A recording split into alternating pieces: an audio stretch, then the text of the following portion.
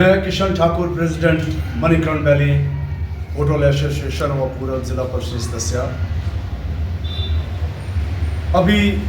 हाल ही में जछड़ी में जो 2 ब्रिज लगे हैं, वैली ब्रिज,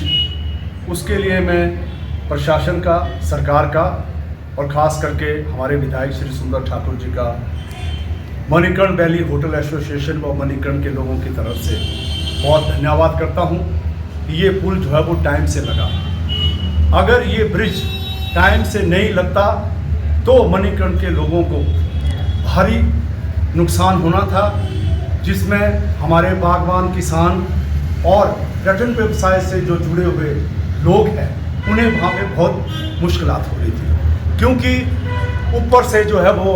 निरोगी गांव से जो है वो ज़मीन धसरी है और वहाँ से जो नाला है वो खेतों में घुस के जो वो नीचे आ रहा था और उससे जो बहुत बड़ी वहाँ पे जो वो सलाड़ बन रही थी और जिसकी वजह से वहाँ पे यातायात में जो वो असुविधा हो रही थी। परंतु इस ब्रिज के बनने से जो है वो मणिकर्ण घाटी के लोगों को सरकार ने, प्रशासन ने तुरंत राहत दी और आज वहाँ पे गाड़ी एक भी नहीं फंसती है। परंतु दूसरी तरफ मैंने देखा है फेसबुक और प्रेस के माध्यम से कुछ बीजेपी के सीनियर नेता, और वो भी हमारे इलाके के नहीं है, हमारी वैली के नहीं है और दूसरी जगह के हैं, वो इस पे टीका टिप्पणी कर रहे हैं कि ये ब्रिज जो है जल्दी क्यों लगा। अगर हम जो है वो उसमें जो है वो टेंडर प्रक्रिया में रहते तो आज तक ये पुल नहीं लगना था, जिसके कारण हमारे सेब सारे सड़ जाने थे। हमारा भी दशहरे में जो लोग आ नहीं सकते थे और उसके बाद पर्यटन जो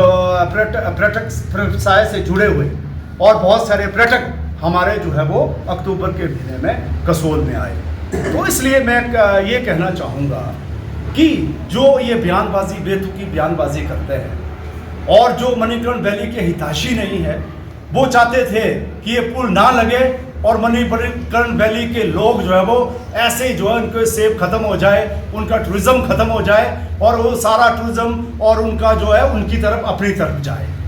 इसलिए मैं इसकी घोर निंदा करता हूँ, क्योंकि मणिकर्ण वैली जो है वो इस बारी जो है वो रोड जो है वो हमारा बहुत क्षतिग्रस्त हो चुका है। पर तो अभी एमएलए ने जो है वो जहाँ जहाँ पे रोड धंसा है वहाँ पे जो पैमाइश के आदेश दिए, वो भी पैमाइश पिछले कल हो चुकी है और जहाँ जहाँ पे भी अब रोड धंसा है वो चौड़ा हो जाएगा और उसके बाद जो है वो सुचारू रूप से सारी बसें, टैक्सियाँ और वोल्वो जो है वो चलेगी, जिससे जो है मणिकर्ण वैली को बहुत फायदा होगा। और जिस तरीके से हमारा भुंतर का पुल बना था, अगर ये भुंतर का पुल नहीं बनता तो आज जो वैली ब्रिज वो भी नहीं लगने थे। वैली ब्रिज का ऑर्डर जो है वो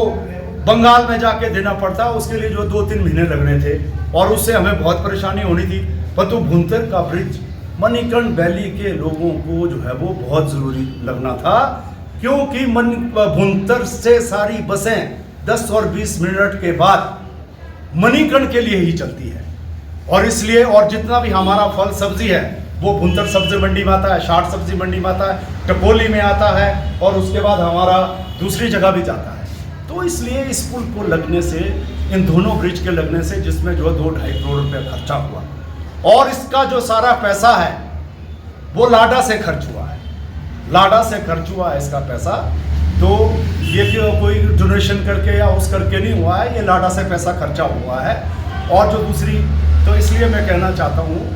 कि जो भी बात है वो सोच समझ के करें। हम लोग, पूरी वैली के लोग खुश हैं इस ब्रिज के लगने से और अब आने वाले कल में मैं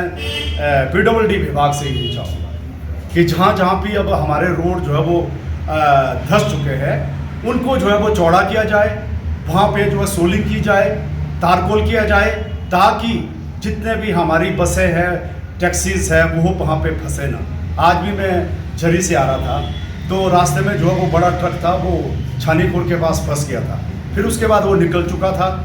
इसलिए हमें जो है थोड़ा सा जाम की वजह से भी जूझना पड़ रहा है।